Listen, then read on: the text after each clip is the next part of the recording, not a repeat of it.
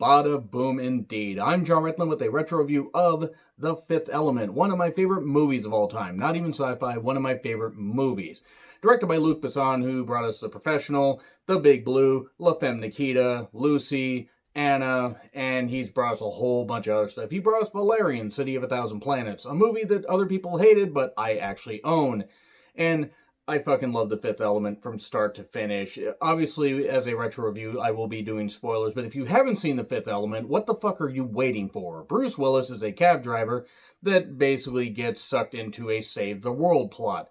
It has Ian Holm as a priest that is trying to, help save the world as he's part of an order of priests is trying to protect this secret, this perfect weapon that can defeat all evil, unless evil stands in the place where said weapon can be armed, and then death, darkness, and despair is going to rain down on us all. Also, it has the man that played Zeus in No Holds Barred, and also in WWE, and he was also in Friday. Yes, it has Lister. Tommy Lister, Tiny Lister, or Tony Lister. I always confuse that name. It has him as the president. How could you not fucking love this movie? And it has Mila Jovovich, or Jovovich, however the fuck you want to pronounce it. It really depends on the dialect. She looks just as good now as she, did in this movie. She's fucking ageless. And, I mean, come on, it's the cover of this. It's a perfect shot of her. One of the perfect shots of her. She really shined in this movie and has shined in other movies since. I fucking loved her for a while. I loved her in A Perfect Getaway. This movie just has, it's so nice to be able to review something that I actually love. And yes, I do love this movie. It starts in 1914 and it's set in Egypt. You even have Luke Perry making a cameo as he's part of an archaeological dig, and the professor he's with basically gets dispatched by the Mondoshawians, who are a shambling, almost metallic Koopa Troopa like alien race. They're tasked with keeping these stones, these four elemental stones, safe. And then when the perfect fifth element comes along and evil returns, that way they can get all this stuff together safely in one place and destroy said evil. And then things go tits up. The key gets given to one priest and then is passed down to others until Ian Holm, 300 years in the future, has it.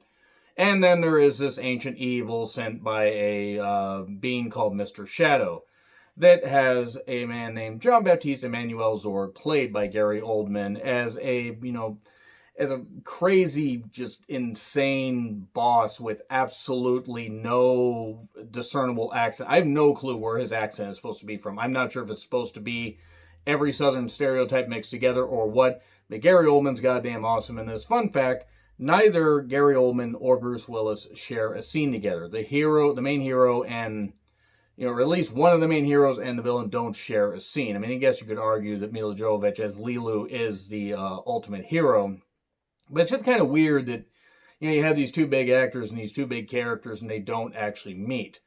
What I like about this movie is the music by Eric Serra is absolutely fucking incredible. The soundtrack is one of my favorite soundtracks of all time. From the opening credits to, yes, it is not necessarily the most original sci-fi movie. You have a down on his luck guy that loses his job that is tasked with saving the world. An unlikely hero of, Corbin Dallas, Bruce Willis. He's a cab driver. Lilu is recreated from, this piece that's left from an exploded spaceship and basically is created, from scratch or recreated from scratch. And then she has to learn English, has to learn 5,000 years worth of history to basically get up to speed, get these four stones that are stored somewhere, not on the ship where she was, but somewhere safe. They're stored in the stomach or the body of a diva, a, popular opera singer. It's actually the actress that plays said opera singer is what was in High Tension. She was the one that wasn't the, killer that made absolutely no fucking sense. Remember High Tension? Might actually have to go back and review that at some point. That was another French movie. This, from absolutely beginning to end, the pace is incredible. Everything about this is absolutely wonderful. The comedy's good. Negative, I'm a meat popsicle. I mean, come on. Any movie that refers has one of its actors refer to himself as a meat popsicle. Absolutely deserves to be praised. And Milla Jovovich is great in this as the, confused alien creature, this perfect weapon and everything that obviously is bred, to be human again so she can take this form so she can, save the world. But she obviously develops human feelings and stuff like that, and she can be hurt even as talented as she is, even as strong as she is, and even as invincible as she feels. We find that out a little bit later. And there's a great scene with Zorg and Cornelius where Zorg's talking about all these inventions and everything and all this stuff, and he's talking about all this technology because he's this evil psychopath, this evil genius. And he has and he's talking about all these things to clean up, like after he throws a glass on the ground, but then he gets a cherry pit stuck in his throat. And Cornelius, being a priest, saves him, and you're thinking, oh God, if only he had let him die. But the problem is, if he had let him die, we would have been only halfway through the movie, and it would have sucked because this movie only got better. Sure, it got cheesy more towards the end because you got the love between Leeloo and Corbin, but you were inevitably going to get that. Of course you were going to get that, as cheesy as this movie is. The thing about it, and I haven't even mentioned Chris Tucker. Chris Tucker as Ruby Rhod, the out of control Michael Jackson, Prince, whatever, every gay stereotype or androgynous stereotype really that you want to get, he was in that character, and also his entourage.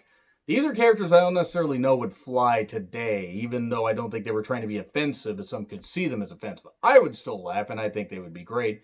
Also, what the fuck happened to Chris Tucker? Because he pretty much just faded away from Hollywood a number of years after this. But he was great in this. What was nice about this, though, is the fact that Luc Besson found that perfect sweet spot of just great action. Yes, he had some emotion with it, and was it a little heavy-handed? Sure.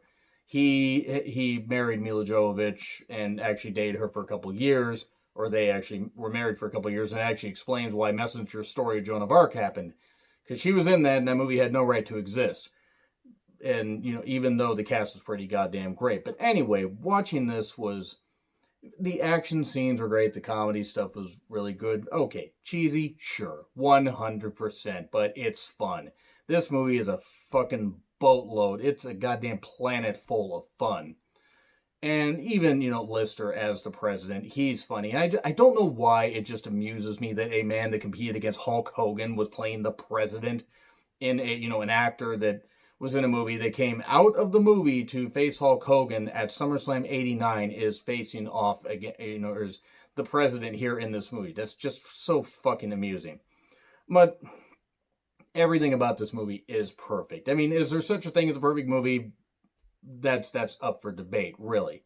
But I would call this movie just about perfect because it's perfect, planet size full of fun, as I said.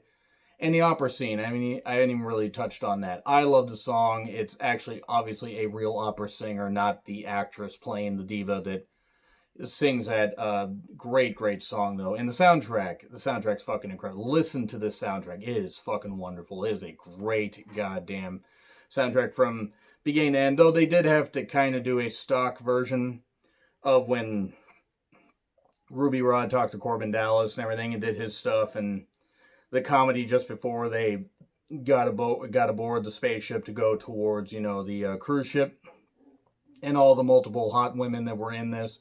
Luc Besson tends to populate his movies rather with that, especially in Valerian. He did that. Cara Delevingne, she was a perfect example. But this was a great, great, well-paced, fantastic sci-fi movie that was just fucking fun. It's just goddamn fun. I mean, it's got a freaking opera singer that looks like that.